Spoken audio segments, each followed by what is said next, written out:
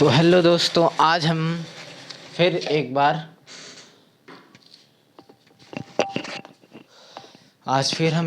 वैद्युत धारा का चैप्टर लेकर के आए हैं और ये आपका सेकंड है और इसमें आपको कुछ थ्योरी बताए जाएंगे और इसके बाद डेरिवेशन की एक क्लासेस आ जाएंगी।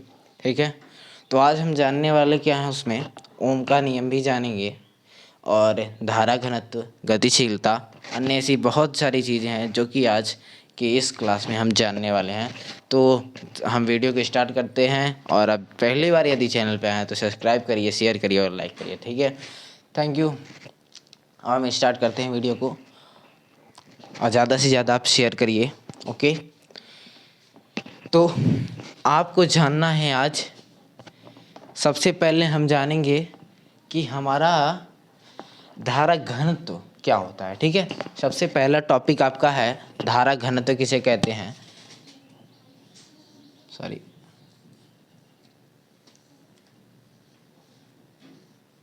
धारा घनत्व और सेकेंड टॉपिक हमारा है गतिशीलता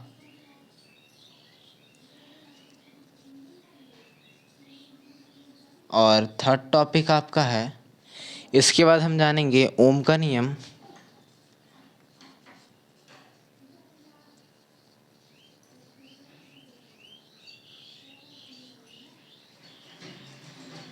इसके बाद हम जानेंगे विशिष्ट प्रतिरोधकता। फिर ठीक है, क्या जानेंगे, फिर विशिष्ट प्रतिरोधकता के बारे में जाना जाएगा।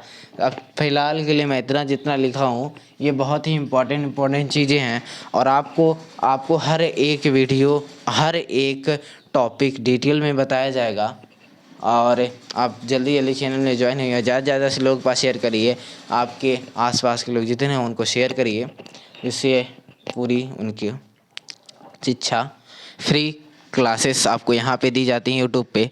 तो आप लोग फ्री क्लासेस ज्वाइन करके कोचिंग के जितना आप कोचिंग में देते हैं 500 रुपये एक्सेसिबिलिटी का भी देते होंगे, तो यहाँ आपको फ्री क्लासेस दिया जाता है। ठीक है, और वहाँ से बेटर होता है आप घर पे बैठ करके कीजिए। कोचिंग में इतना भीड़ होता है कि कुछ समझ में आता है, कुछ नहीं आता है। कम से कम 15-20 लोग जनसंख्या हो जाती है, तो वहाँ पे थोड़ी सी आपको डाउट होती होगी, यहाँ पे नहीं होती। ठीक है, आप कमेंट भी कर सकते हैं, कुछ भी आपको बताया जाएगा। देखिए, धारा घनत्व के बारे में आप जानेंगे तो धारा घनत्व में क्या होता है कि एकांक क्षेत्रफल में प्रवाहित होने वाली धारा, मतलब एकांक क्षेत्रफल में प्रवाहित होने वाली धारा आपकी क्या कहलाती है, धारा घनत्व कहलाती है। ठीक है, क्या कहलाती है, धारा घनत्व कहलाती है। एकांक क्षेत्रफल में प्रवाहित होने वाली धारा धारा घनत्व कहलाती है। जैसे आप मानेंगे J बराबर I/A, this is very important formula of numerical solve for numerical solve. This is, ये आपका जो फार्मूला है ये न्यूमेरिकल को सॉल्व करने में बहुत ही ज़्यादा मदद करता है। J बराबर I/A, this is very important formula. J बराबर I/A, यदि देखेंगे I की आपकी होती है एम्पियर और इसका क्या होता है क्षेत्रफल का मीटर स्क्वायर, मतलब एम्पियर प्रति मीटर स्क्वायर इसका मात्रक आप लिख सकते हैं। ठीक है, तो आपको स्क्रीन पे भी ये शो करा दिया जाता है कि आप अच्छे से नोट्स बनाते रहिए। तो आपको स्क्रीन पे दिख रहा होगा धारा घनत्व के बारे में। अब जानेंगे हम गतिशीलता के बारे में। क्या जानेंगे, गतिशीलता क्या होती है। और गतिशीलता is a very important topic है ये। ठीक है, वैद्युतशीलता, गतिशीलता, ये सब जो चीज़ें हैं वो बोर्ड में पूछी जाती हैं। ठीक है, इसमें क्या होता है कि किसी आवेशवाहक का की गति जो होती है गतिशीलता, वह अपवाह वेग है। गति मतलब जानते हैं क्या, गति कर रहा हो कुछ। ठीक है, तो क्या होता है इसमें कि उसके एकांक वैद्युत क्षेत्र में से प्राप्त किया जाता है। क्या होता है, एकांक वैद्युत क्षेत्र से प्राप्त किया जाता है। ठीक है, कि ये क्या होता है कि वह अपवाह वेग से एकांक वैद्युत क्षेत्र प्राप्त किया जाता है। कहना क्या चाह रहा है, या एकांक वैद्युत क्षेत्र में अपवाह वेग, जैसे क्या होता है इसका गतिशीलता को मैं परिभाषित करता हूँ, गतिशीलता को म्यू से लिखते हैं। इसका क्या होता है कि VD/J, ओके, VD/E, ये होता है आपका, मतलब क्या, अपवाह वेग एकांक वैद्युत क्षेत्र में प्राप्त किया जाता है। यही कहना चाह रहा है म्यू बराबर, इसे म्यू से प्रदर्शित करते हैं। अब इसका मात्रक तो मीटर स्क्वायर प्रति वोल्ट सेकेंड, मीटर स्क्वायर प्रति वोल्ट सेकेंड। अब देखिए क्या ई का मात्रक वोल्ट होता है, वी डी का क्या हो जाएगा मीटर स्क्वायर प्रति सेकेंड, तो मीटर स्क्वायर प्रति volt second. This is very important formula ये भी है आपको। यदि आप लिख रहे हैं यदि आ गया डेफिनेशन तो आप ये वाला फार्मूला जरूर, 1 नंबर का यदि आप फार्मूले भी लिख दिए ना तो भी आपको पूरा नंबर दे दिया जाएगा, 1 नंबर का 1 नंबर दे दिया जाएगा। ठीक है, अब जानेंगे हम ओम के नियम के बारे में। 2 टॉपिक आपकी हो गई, धारा घनत्व और गतिशीलता हो गई। आपको एकदम अच्छे से दिख रहा होगा, आई होप। ओके, अब हम जानते क्या हैं, ओम का नियम के बारे में जानते हैं। तो ओम का नियम जानते हैं क्या होता है। ओम का नियम का विस्तार वर्णन क्लास 10th में होता है, वेरी इंपॉर्टेंट। लेकिन क्लास 12th में जब हम आते हैं तो ओम का नियम उतना इंपॉर्टेंट नहीं रह जाता है, क्योंकि वो क्लास 10th का सिलेबस का है ये। ठीक है, इस वजह से उतना इंपॉर्टेंट नहीं रह पाता। ये क्या होता है, किसी चालक के भौतिक अवस्था, जैसे भौतिक अवस्था होता है ताप होता है, ऊष्मा होती है, प्रकाश होते हैं, ये सब क्या होते हैं आपका वो होता है। तो ताप दाब आदि स्थिर रहे, ठीक है, आदि स्थित रहे, तथा उनके बीच जो विभवांतर हो, तथा उसमें बहने वाली या प्रवाहित धारा के अनुपात, ठीक है, या फिर ऐसे ही कह सकते हैं कि उसमें जो विभवांतर मतलब भी क्या होता है और उसमें प्रवाहित होने वाली जो धारा समानुपाती होती है। दोनों क्या होते हैं, एक दूसरे के समानुपाती होते हैं। ऊपर वाला आपका कुछ नहीं है, ठीक है, ऊपर वाला आप इरेज कर सकते हैं, इरेज मतलब आप लोग को कन्फ्यूजन ना हो, ऊपर वाले से लिए मैं इरेज कर दे रहा हूँ। ओके,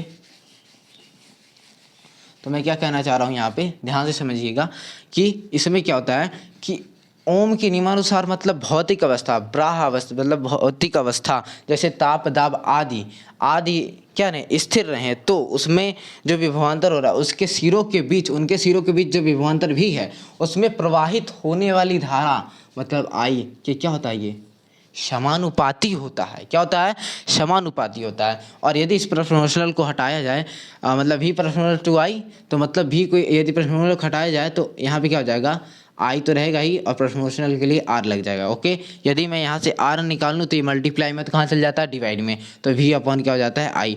यही क्या होता है, यही ओम का नियम यही कहता ही है और कुछ नहीं कहता। अब स्क्रीन पे शो हो रहा होगा, आप देख सकते हैं कि बहुत ही अच्छे से आपको पूरी डेफिनेशन दी जा रही है।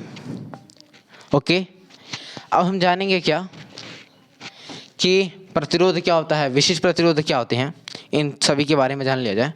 ठीक है, अब इसमें जानेंगे क्या, आर आपका नियतांक होता है, ये लिख दीजिएगा आर नियतांक होता है। ठीक है, अब हम जानेंगे, अच्छा हाँ इसका मात्रक है, देखिए हाँ इसका मात्रक हो जाएगा वोल्ट प्रति एम्पियर, वी फॉर वोल्ट प्रति एम्पियर। ओके, वरना इसका मात्रक तो एकदम आप पॉपुलर सुने होंगे ओम, दिस इज सैम्बल उसका ये होता है, और ओम इसको अपर ओके में ओम लिखते हैं, ऐसे होता है। ओके, इसका 2 मात्रक होता है, कंफ्यूज नहीं होने का। ओके, अब हम जानते क्या हैं प्रतिरोध के बारे में कि जब 2 चालकों के बीच, ये हो गया होगा ना। ओके, शेयर करते रहिए आप चैनल को ताकि हमको भी मोटिवेशन मिलती रहे। और तो हम जानेंगे प्रतिरोध के बारे में क्या होती है, आपको स्क्रीन पे शो हो रहा होगा। जब किसी परिपथ में क्या होता है, जब परिपथ में यदि कोई परिपथ है, जब 2 चालकों के बीच, यदि मान लीजिए 2 चालकों के बीच विभवांतर भी है तो उसमें प्रवाहित होने वाली धारा आई है, तो उसके अनुपात को क्या कहते हैं, प्रतिरोध कहते हैं। अब जानेंगे क्या होता है विशिष्ट प्रतिरोध। तो इसमें क्या होता है, धारा घनत्व क्या होता है, धारा घनत्व और वैद्युत क्षेत्र मतलब वैद्युत क्षेत्र की तीव्रता तथा धारा घनत्व के अनुपात को क्या कहते हैं, विशिष्ट प्रतिरोध कहते हैं। मतलब ई अपॉन जे, मतलब वैद्युत क्षेत्र की तीव्रता तथा धारा घनत्व के अनुपात को कहते हैं। ई का मान होता है वी अपॉन एल और जे बराबर क्या होता है, आई अपॉन ए। ओके, आई अपॉन ए। ओके, ये होता है आपका। तो अब जानेंगे क्या कि अभी देखिए ए नीचे ही रह जाए, देखिए क्या होता है इसमें क्या होगा ना कि जे बराबर आई अपॉन ए होता है और V upon I, sorry. Okay, ठीक है, तो आपका आ जाएगा क्या, R A by L, this is answer, ये आपका एल होता है, दिस इज आंसर, ये आपका रो इक्वल टू होता है। ओके, हम मिलते हैं अगले वीडियो में, तब तक के लिए जय हिंद जय भारत। और आपको इंस्टाग्राम आईडी दी है, वहाँ से आप फॉलो करके कोई भी क्वेश्चन डाउट हो पूछ सकते हैं, आपको कमेंट में भी आपके पास ऑप्शन रहता है। तो मिलते हैं अगले वीडियो में, तब तक के लिए लाइक शेयर और subscribe. Thank you for watching. और जल्दी जल्दी आप लोग पढ़ते रहिए, ऐसे ही आपका सिलेबस चलता रहे। Thank you.